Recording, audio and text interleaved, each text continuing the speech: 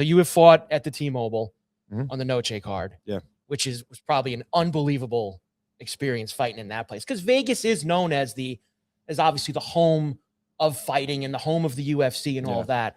And then you flip it to also being able to fight in a place like fighting in Australia on that card. What like, how cool is it to be able to fight in those two, like, different kinds of places like that? Yeah.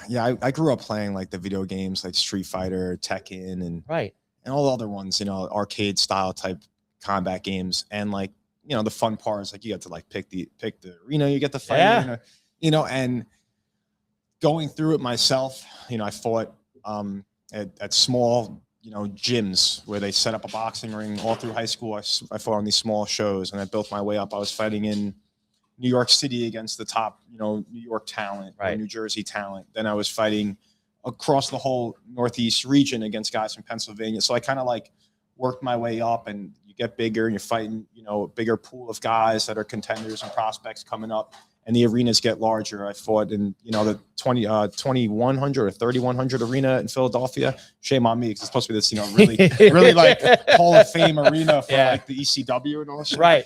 2300 arena. That's it. Yeah. Anyways, I fought there, and again, I continued working my way up. And the Bellator experience, they quarantined me in the Mohegan Sun. That was at the Sun, right? You fought at Mohegan for that? Quarantined us. Fought twice over there. I went through fighting in New York City. That was always great. But, you know, the Apex and my experiences there. I was going to go there next because obviously that was where I was going to lead to, because it's got to be such a rush fighting at a place like the T-Mobile, especially on a Noche event, which has got to be just bananas in there. Yeah. Fighting in Australia, a place that doesn't get the UFC very often, so you probably have such a huge turnout and everybody's pumped. And then fighting at the Apex, which is bizarre in itself because it's quiet. Like, how does it, like, do your emotions and does your level of energy, like, does it differ? Because you walk in the Apex and you're like, all right, I got to fight this guy, but you don't have that same, like, rush of 18,000 people in T-Mobile yelling at you.